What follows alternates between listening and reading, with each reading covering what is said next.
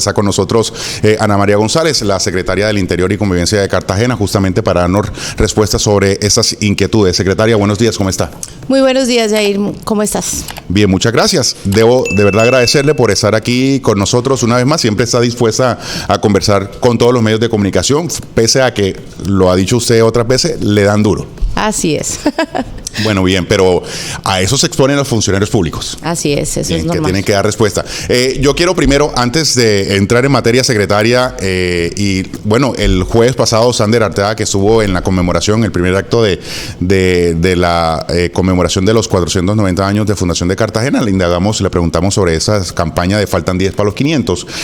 Una campaña que desde el canal estamos impulsando, pero como convivencia resulta, digamos, como anillo al dedo para su resorte, en el sentido de que falta mucho civismo, falta una mejor conducta ciudadana justamente para mejorar todos esos indicadores en términos de convivencia para la ciudad. Así es, mire, en concreto hay unas cosas que tenemos que tener listas en 10 años, por ejemplo, unos escenarios para los espectáculos.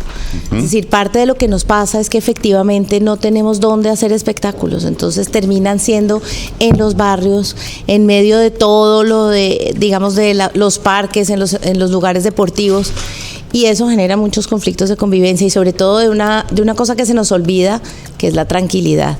Y es que todos tenemos derecho a estar tranquilos y el ruido de los domingos, los lunes y los martes pues le daña la calidad de vida a mucha gente. Es decir, ahí estamos hablando de los salseros, de las fiestas de picó que están dañando la tranquilidad de los que quieren permanecer en sus casas, no participar de ellos. No es que se opongan a esas actividades, pero tampoco quieren que les dañen la tranquilidad de un domingo o un lunes en la noche.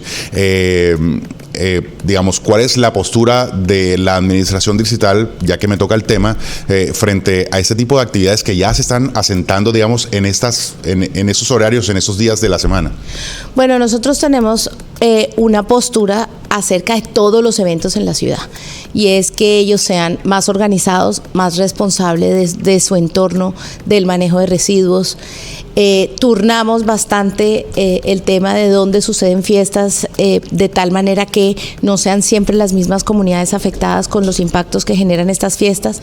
Creo que hemos construido una muy buena relación con los organizadores para evitar ser sancionatorios, es decir, el problema no es la champeta o el picó o el salsero, el problema es los impactos que generan este tipo de eventos en la tranquilidad de las personas, y hay que mantener el equilibrio. Es decir, están llamando a cierta itinerancia, por ejemplo. Exactamente, digamos, y por eso es que una de las preocupaciones que uno tiene que tener en cuenta para los próximos 10 años es la construcción de unos escenarios que sean adecuados, ojalá insonorizado alguno de ellos, de tal manera que la gente pueda disfrutar sin afectar tanto a sus vecinos. Bueno, por ejemplo, ahí no le corresponde a usted, pero ahí es donde entra el juego la Plaza de Toros. Así es. Como un evento, como un lugar, escenario para ese tipo de actividades. Obviamente implicaría una serie de obras de infraestructura para adecuarlo, para que funcione, por ejemplo, ese puede ser. Claro, debería haber allí una arena.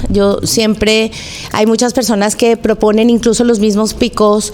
Les he dicho, ¿por qué no proponen un proyecto para renovar y para manejar ese tipo de infraestructura? Que yo creo que la ciudad lo necesita mucho, y creo que en una ciudad turística como Cartagena pues puede ser un gran negocio. Entonces, claro, también creo que ahí se necesita iniciativa para poder sacar adelante cosas de la ciudad. Bien.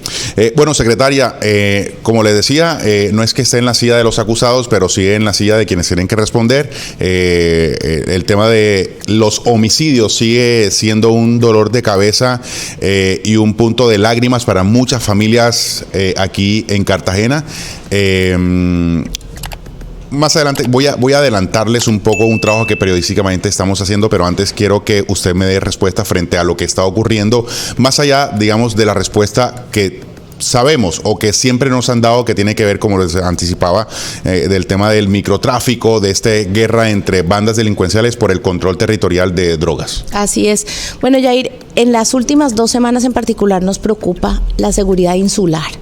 Hay unas circunstancias que tienen que ver con que se han realizado homicidios en Boca Chica, en Caño del Loro, en Tierra Bomba. Entonces nosotros realizamos un Consejo Extraordinario de Seguridad con el foco específico en el tema insular.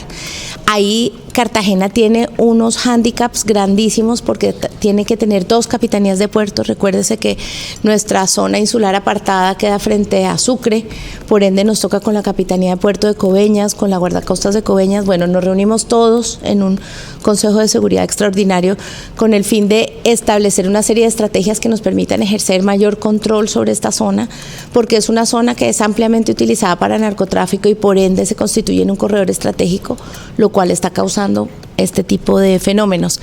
Y además le enviamos una carta, el día de ayer el alcalde le envió una carta al ministro de Defensa solicitándole el aumento de pie de fuerza específicamente para la isla de Tierra Bomba y de Barú, porque son áreas gigantescas. Mire, Tierra Bomba tiene la misma área que el país Bonaire, y lo atendemos con unas estaciones de policía pequeñitas, digamos una con 13 policías, otra con 9, otra con 8, y pues efectivamente creo que eso tiene que pasar por el aumento en el pie de fuerza en estas zonas. La mayoría, digamos, como decimos popularmente, así a vuelo pájaro, la mayoría de las personas que están de sicarios, vamos a llamarlo directamente de sicarios, son jóvenes.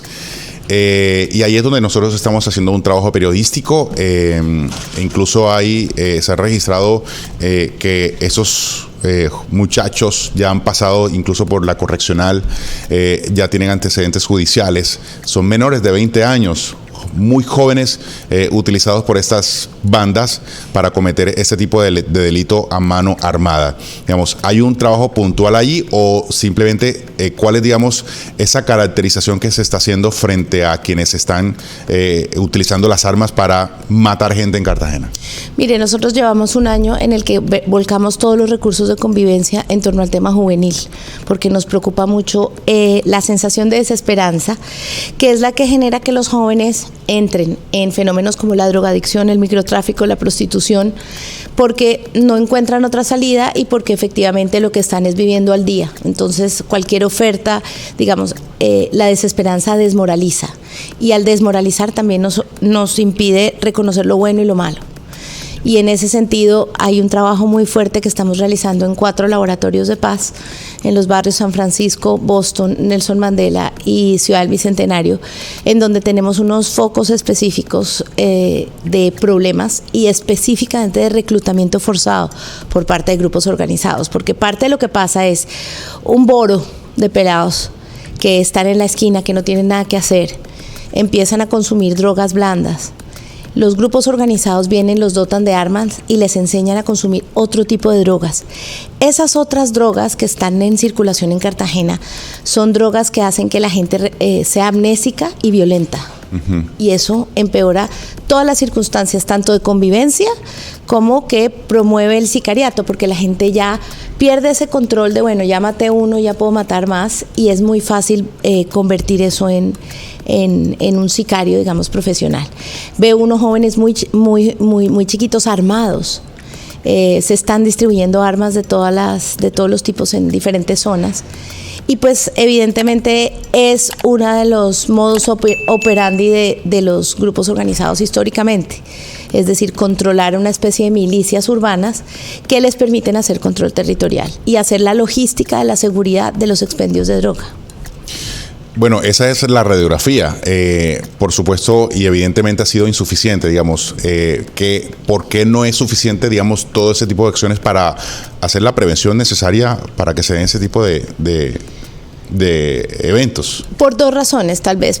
Una, por la fragmentación de las acciones del Estado, es decir, necesitamos actuar de manera más estratégica. Yo creo que la oportunidad del nuevo gobierno también de pensarse unas metas más integradas, la lógica clientelar en el diseño del gobierno. Pero a ver, secretaria, yo quiero que me hable como la secretaria del Interior. Así. Sí, digamos, porque si bien el gobierno nacional es buena la articulación, digamos, con el gobierno nacional porque tiene, digamos, todos los recursos para poder aportarle a la ciudad, porque yo sí creo, estoy convencido de que Cartagena necesita mucho más ayuda del gobierno central, porque las capacidades que están instaladas en Cartagena son insuficientes para el nivel de lo que está ocurriendo aquí en la ciudad.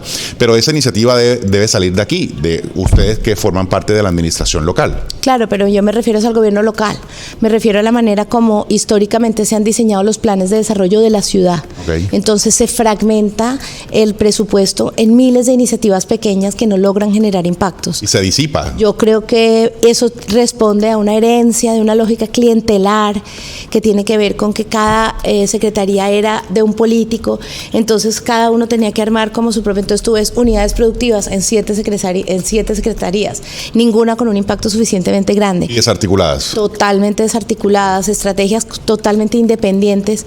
Yo creo que uno de los retos que tenemos como ciudad para el próximo gobierno es entregarle unas ideas mucho más articuladas. Nosotros estamos trabajando desde ya en la Secretaría del Interior en nuestros informes de empalme para usar los errores que hemos cometido de tal manera que sirvan de aprendizaje para el siguiente gobierno y para que aquellas estrategias que estamos estableciendo de manera más abarcadora con sobre todo la sociedad civil se puedan sostener y se puedan continuar en el tiempo de tal manera que logremos tener impacto. Para darle un ejemplo, tenemos unos clubes de niñas que estamos conformando porque la prevención de delitos como la trata de personas o la prostitución no se hace con peladas de 16 años. Si uno llega ahí, llegó tarde. Tiene que empezar con niñas de 8, 9, 10 años haciendo unos trabajos específicos de empoderamiento para que ellas sirvan como pares protectores de otras niñas de su barrio. Ese trabajo lo estamos comenzando ya. Los efectos, espero que los veamos en 4 o 5 años, donde no tengamos como única respuesta y como única salida la prostitución. Tenemos otra consulta de un ciudadano y dice, la inseguridad y la ola de atracos se ha elevado demasiado en la ciudad y ya no puede salir la gente a trabajar en la mañana porque siempre tiene el temor de ser atracado. O en la tarde se incrementa que si se puede incrementar las rondas policiales, más requisas y controles un poco más intensos. Es lo que pregunta el ciudadano. Es lo que nos piden los ciudadanos en todos los escenarios, todos los días. Nosotros hacemos un trabajo operativo permanente en todos los barrios. Ahora, sin duda, parte de lo que pasa es que tenemos una distribución policial son demasiado pocos policías para la ciudad y para la expectativa de los ciudadanos, no necesariamente para el control de la seguridad, es para la expectativa de los ciudadanos que tenemos pocos policías. Ahora, lo que pasa también, y esto hay que mirarlo en un contexto, el país está pasando por una ola de inseguridad gigantesca. Esta no es una situación específica de Cartagena, en realidad hay un uso político por parte de los grupos organizados de este desasosiego de la violencia para obtener ganancias políticas con el gobierno central. Y esa realidad pues contribuye al hecho de que Cartagena, y lo he reiterado varias veces, Cartagena es un gran negocio, tanto para lo legal como para lo ilegal. Si nosotros no logramos absorber esas economías para florecer y prosperar como ciudad, la van a absorber las economías ilegales y van a generar la conflictividad que estamos viendo. Secretaria, usted habló de que ya están elaborando ese informe del Palme para el próximo gobierno. Ya pasamos la Semana Santa, por supuesto, pero yo quiero que me hable de esos algunos errores que usted menciona. Es decir, ¿cuáles son esos, haciendo referencia a la Semana Santa, cuáles son algunos de los pecados que la administración distrital ha cometido y que sirve, digamos, de fundamento para seguir construyendo lo que necesita la ciudad? Bueno, yo creo que uno de los errores que tenemos estructurales en la atención de jóvenes tiene que ver con creer que a los pandilleros se les resocializa a través de unidades productivas.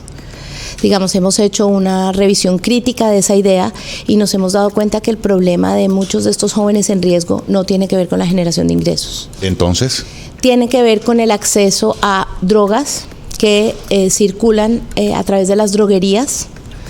No de las farmacias, sino de las farmacias. De las farmacias. Están tomando drogas psiquiátricas e incluso algunas drogas veterinarias. O sea, esto ya no se trata de vacuna, o sea, de de esta como mirada pero oscura del bazuco. Estamos entrando en un tema, digamos, profundo, tal.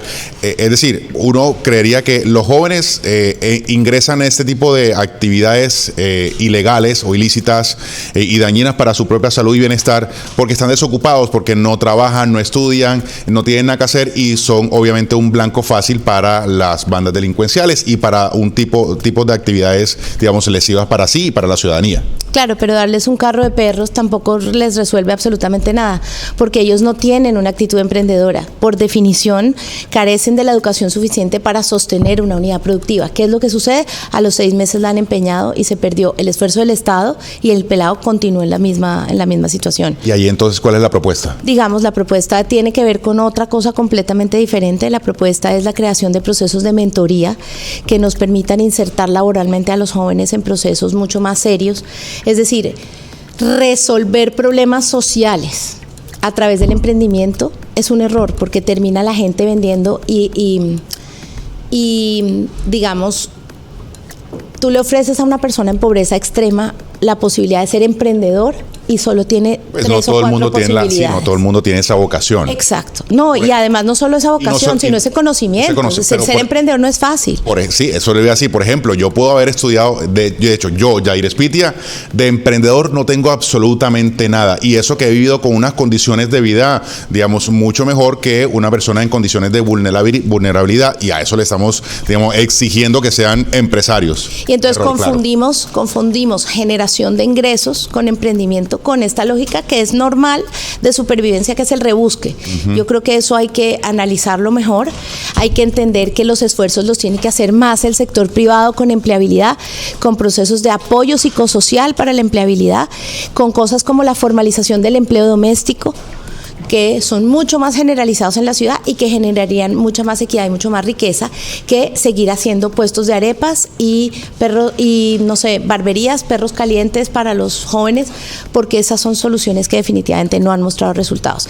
Esa es una de las cosas que yo quisiera poder revisar en términos de la manera como estamos haciendo la intervención. Reitero, es una herencia que tuvo este gobierno de cómo se hacía antes y que no detuvo, y que efectivamente esperamos que con un poco de pensamiento crítico podamos mejorar las condiciones para que las acciones tengan mayor impacto. Creo que al final lo que hacemos mal es medir el impacto de las decisiones que tomamos. Bueno, acabamos de tocar el tema jóvenes, ahora yo me voy al tema niños, el tema de mendicidad infantil que se viene presentando en el centro histórico. Hemos visto que han hecho bastantes campañas y capturas algunas personas por explotar a los niños laboralmente. ¿Qué podemos decir de esto, secretaria? Bueno, primero que no es explotación laboral, es mendicidad forzada. Mendicidad forzada. La mendicidad forzada es una de las formas en las que se manifiesta la trata de personas. Tratar personas es utilizar personas para hacer dinero. Básicamente es la manera nueva como llamamos a la esclavitud. Los niños y niñas están siendo utilizadas para generar recursos. Uno encuentra en la calle niños que tienen puchos de dólares. ¿De verdad? Claro, porque eso es lo que, es decir, el pesar que generan, y miren el fenómeno tan terrible. Entre el niño está más flaco, más sucio, más mal vestido, genera más lástima. Por ende, así lo tengo que mantener. Entonces, cuando nosotros recogemos a los niños, miren, hemos recogido bebés de 8 meses. Entonces, estamos, en este momento ya está en proceso de adjudicación un contrato en el que estamos renovando la comisaría permanente, porque nosotros recibimos ¿El centro histórico? No, la comisaría permanente queda en La Castellana y ahora va a quedar en Chiquinquirá. Porque nosotros recogemos los niños y no tenemos dónde tenerlos bien hasta que podemos hacerles la medida de protección, que a veces toma unas 3-4 horas. Y 3-4 horas con un bebé significa toda una logística, pero el Estado, digamos, el gobierno de la ciudad no estaba listo para poder tener, no sé, 100 niños en la calle todo el tiempo. Ahorita estamos ya a punto de tomar la medida por fin de toque de queda por las noches. A ver, esa es la noticia. A ver, por favor. Bueno, toque de queda. Mire, desde septiembre del año pasado estamos hablando y estudiando qué hay que hacer para poder tomar una medida de toque de queda para niños y niñas en las noches. ¿En dónde? ¿Solo en toda la ciudad o en...? Eso es parte de la discusión. A mí no me gustan las medidas parciales, pero evidentemente las capacidades operacionales de controlar toda la ciudad pues son restringidas y efectivamente el negocio de la mendicidad forzada se da con mayor intensidad en el centro histórico. También hay en el mercado de Basurto y en el terminal de transporte, y en el Laguito. Pero digamos que habría que tomar la medida inicialmente solo en el centro histórico. La idea es que podamos restringir la circulación de niños y niñas a partir de las 11 de la noche, de tal manera que podamos ejercer un control mucho más fuerte. Vamos a intentar primero con una medida temporal y medir su impacto para ver si resulta. Evidentemente los niños turistas se van a ver afectados, ese es uno de los impactos. Digamos, toda decisión tiene un lado que los niños turistas se van a ver afectados. Les vamos a poner unas condiciones a los niños turistas, que porten el pasabordo con el que llegaron a la ciudad, o el peaje de ingreso, o el tiquete del terminal de transporte. El pasaporte también. No, el pasaporte no es suficiente porque tengo muchos niños extranjeros. Migración. No, precisamente tiene que ser una medida dura que nos permita efectivamente controlar quiénes son niños que están siendo utilizados y quiénes son niños que están de viaje por la ciudad. ¿Desde cuándo sería esa medida, digamos, bueno, que puede ser experimental al principio, no? Sí, nosotros tenemos el decreto formulado desde septiembre. Estábamos esperando tener una mesa de trabajo nueva, ya hemos tenido 4, con el Instituto Colombiano de Bienestar Familiar. Estamos esperando ya una decisión final de Bienestar Familiar de ampliarnos los cupos para que podamos efectivamente tomar la medida, pero yo creo que ya es cuestión de 2 semanas. Secretaria, bueno, ¿qué hacer los ciudadanos? Bien usted lo decía, cuando el niño está más sucio, está más flaco, obviamente eso a muchos nos toca el corazón y procedemos inmediatamente a darle comida o a darnos dinero. Nada. Pero si nos encontramos ante estos hechos, estas situaciones, como ciudadanos, ¿qué debemos hacer? ¿Cuáles son las líneas? ¿A dónde debemos dirigirnos para acabar esta mendicidad infantil? Bueno, básicamente buscar un policía en la calle, si están en el centro histórico, marcar la línea del bienestar familiar, el 144. En realidad, la actitud ciudadana más importante es no darle nada, ni a ese niño, ni a ese bebé, ni a esa mamá, nada, absolutamente nada. Nosotros somos los que hacemos que, miren, en ciertos momentos del año, estas personas producen entre $100 y $200 diarios. Claro, es un negocio, evidentemente es un negocio. Y además hemos encontrado un aparato detrás de estos niños. O sea, la gente cree que es, ay, pobrecita, la familia. Hay una mafia un extranjero que entonces no tienen que comer y entonces les toca salir con el niño, pobrecitos. No, señor. Ahí hay un aparato criminal igualito al que hay detrás de la prostitución ajena, que es un aparato criminal que coge en bloque a todos estos niños y produce unas ganancias mucho mayores a partir de eso. Es lo único que explica que haya tantos. ¿Y los padres de los niños? Bueno, algunos de ellos están en otro país, algunos de ellos están aquí. Los niños son prestados muchas veces. Cuando le hablamos mercancía, pues. Cuando los niños le hablamos a los niños y le decimos, esta es su mamá, no saben ni decirnos cuál es la relación que tiene con la persona que la está acompañando. De verdad que es un fenómeno frustrante, digamos, y también es indignante. Bien. Usted ha tocado el otro tema, por supuesto, que tiene preocupados a la ciudadanía, que es el tema de la prostitución. Prostitución a cielo abierto. El centro histórico está tomado por no solo mujeres locales, sino migrantes que... Bueno, no sé si tengan un porcentaje de cómo será, y permítanme utilizar la expresión de esa participación, digamos, de mujeres de sus lugares de donde vienen, pero digamos es un tema muy complejo que uno como ciudadano de a pie dice, pero es evidente porque no se ha podido controlar un espacio que está llamado a ser familiar, que es el centro histórico, y termina siendo un lugar de prostitución a cielo abierto. De nuevo ahí jugamos con las expectativas de los ciudadanos acerca de qué es lo que significa la palabra controlar. Yo aprovecho y hago un poquito de pedagogía. En Colombia la prostitución es legal, sí, es decir, una mujer puede tomar la decisión soberana de dedicarse a la prostitución.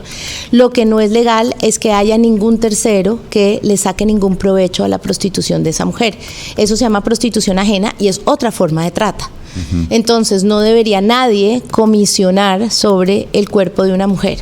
No debería nadie hacer negocio sobre el negocio de la prostitución. Digamos, si una mujer en pleno uso de sus facultades en su apartamento decide ofrecer servicios sexuales, eso es perfectamente legítimo para ella en su apartamento, pero lo que no se puede es crear un negocio en bulto sobre eso. El fenómeno que vemos en el centro histórico es un fenómeno que tiene que ver con unas formas de utilización del dinero y de la relación intrínseca que hay entre narcotráfico, trata de personas y lavado de activos. Esas tres cosas se están manifestando y es lo único que explica que tengamos tantas mujeres en la calle durante los días, digamos, sobre todo de miércoles a domingo. Tenemos una gran cantidad de mujeres en la calle. En el centro histórico. En el centro histórico, pero no solamente. También está el fenómeno muy fuerte en el Laguito, está en el Bosque, está en la Bomba del Amparo, está en el terminal de transportes, está en Basurto, porque lo que pasa es que la gente ve lo del centro histórico y es como lo que llama la atención, pero en Cartagena están supremamente targeteados los espacios, incluso también en La Boquilla tenemos un problema muy severo de prostitución. Bueno, pero entonces ahí viene la pregunta, la acción, digamos, ¿por qué si está plenamente identificado cómo es, digamos, el modus operandi, que hay al mismo tiempo, digamos, esa delincuencia organizada a través donde confluyen todo este tipo de delitos que incluso puede exceder, digamos, una capacidad local, porque es mucho más complejo, hasta puede haber redes internacionales quizá, pero digamos, yo voy con mi esposa, mis dos pequeños hijos al centro y que ellos dos chiquitos vean eso, eso no habla bien de la ciudad. ¿A qué le estamos apuntando? Y evidentemente solo porque una mujer se vista con una minifalda, obviamente podríamos violar su derecho constitucional, etcétera, digamos, pero es evidente que está ejerciendo una prostitución a cielo abierto en un lugar que no, naturalmente no estaría llamado para eso. Y ahí voy a hacer un paréntesis. En estos días yo le conté a mis compañeros, yo estaba en el centro histórico con mi novio y mis familiares y un hombre iba vestida de jean, o sea, tenía un jean, una blusa normal y un hombre se me acerca y me dice, ¿estás desocupada? O sea, para mí fue supremamente indignante, que todavía recuerdo y me hierve la sangre. O sea, yo, con todo el respeto, y al hombre le grité, mi novio me dijo, yo sabía que esto iba a pasar. O sea, iba vestida, no iba mal vestida, iba vestida normal, vestida de pantalón normal, y eso pasa. Entonces, creo que también cómo proteger la integridad de las mujeres que no nos dedicamos a este trabajo y que tenemos que pasar por esta humillación de que un hombre te toque el hombro y te diga, mira, estás desocupada. O sea... Muy complejo, sí, en diferentes sentidos. Bueno, lo primero que tengo que decir es que yo creo que no había habido un momento en la historia de la ciudad en donde hubiera más notas criminales abiertas en la Fiscalía persiguiendo a estas redes de personas. Digamos, sin temor a equivocarme, diría yo que en este momento estamos realizando simultáneamente múltiples investigaciones porque, de nuevo, esto no es un tema de patrullero y prostituta, esto no se resuelve en la calle, pues, espantando. Además, ¿a cuál mujer sí y a cuál mujer no? Esa es la pregunta del millón. Esto se resuelve dañando el negocio que hace posible que esta demanda esté aquí. Eso por un lado. En segundo lugar, digamos, somos una ciudad que ha tenido un liderazgo importante a nivel nacional. Digamos, tenemos un proceso de atención a víctimas y de reconocimiento de víctimas con un trabajo mancomunado que hacemos con la ES Cartagena de Indias a través de una estrategia que se llama el Consultorio Púrpura, donde un proyecto de la ES hace búsqueda activa en la calle y les regala pruebas rápidas de VIH, exámenes ginecológicos, para poder hacer una especie de caracterización. Ellos asisten a los diferentes consultorios que tiene la ES Cartagena de Indias por toda la ciudad, donde los médicos, las enfermeras, hasta los celadores están entrenados en atender víctimas de explotación sexual. ¿Qué pasa? La mayoría de la ciudad dice, no, pues esas mujeres se dedican a eso porque eso es lo que les gusta, eso es lo que quieren. Y se nos olvida que incluso con el consentimiento de la víctima, el victimario es responsable de explotación. Entonces estamos haciendo, digamos, toda esa pedagogía para fomentar que haya denuncias, que haya, digamos, una posición social más fuerte de rechazo al negocio, porque se rechaza a la prostituta, pero el negocio... Sí, un proceso por ahí también como de interdicción, digamos, de toda esa... Claro, y yo te digo una cosa, el lugar donde más caro es hoy el alcohol en Cartagena es la calle donde hay más prostitutas. Entonces, hay unos negocios que indirectamente se lucran de las ventajas de mercado que trae que las prostitutas estén en la calle, lo cual es absolutamente, a mí me parece indignante. Claro. Entonces ahí yo siempre llamo al sector privado y le digo, bueno, ¿cuál es el papel del sector privado en esto?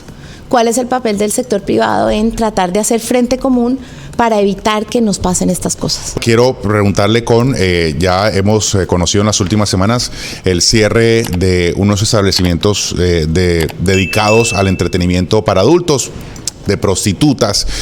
Ayer o antes de ayer conocimos el tema del bosque, digamos. Estos cierres, digamos, es una lucha frontal que se le está haciendo a la prostitución. Eso hay que llamarlo directamente. Pero también hay unas voces que han criticado un poco la forma porque, digamos, luego estas mujeres que trabajan en esos lugares terminan yéndose a cielo abierto. A el centro histórico, por ejemplo, al Laguito, a Boca Grande, al Bosque, y les quitan su lugar, digamos, donde están reunidas para ejercer este tipo de trabajos, por llamarle. Esas voces desconocen cómo funciona realmente el negocio. A ver. Muchas de las mujeres que viven en diferentes tampoco lugares. Tienen por qué conocerlo. Exacto. Muchas de las mujeres, por eso, entonces las opiniones deberían estar un poquito más informadas antes de emitirlas.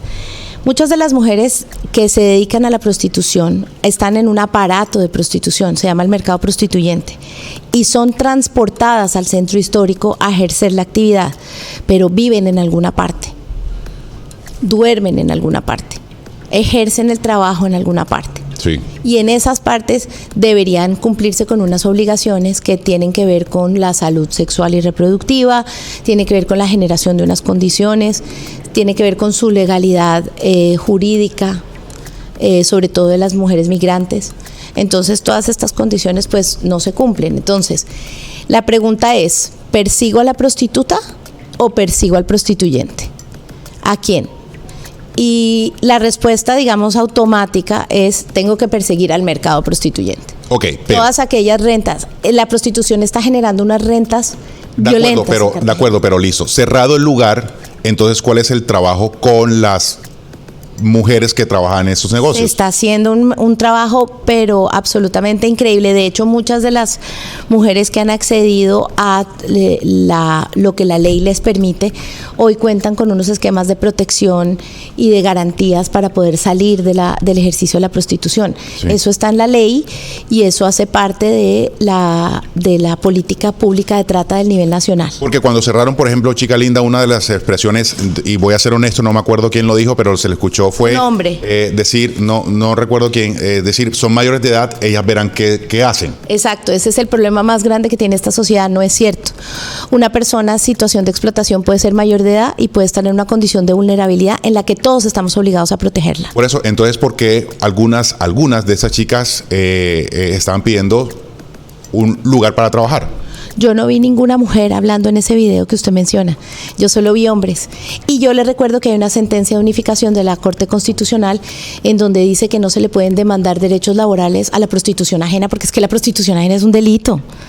O sea, de verdad que a mí me parece que los niveles de descaro sobre los que hacen dinero sobre este fenómeno es alto, es decir, ahora, esas son las fuerzas con las que uno se enfrenta cuando está diciendo, listo, yo elijo no perseguir a la prostituta, yo a la prostituta la considero una víctima, la atiendo a través de mi sistema de salud sexual y reproductiva, a través de mi consultorio púrpura, con apoyo de todos los hospitales públicos. Ataco el negocio. Y me voy a atacar los negocios. Los negocios, de acuerdo. Pero ¿usted cree, por ejemplo, que personajes como eso, con la renta que genera eso, no tienen para poner otro pasado mañana?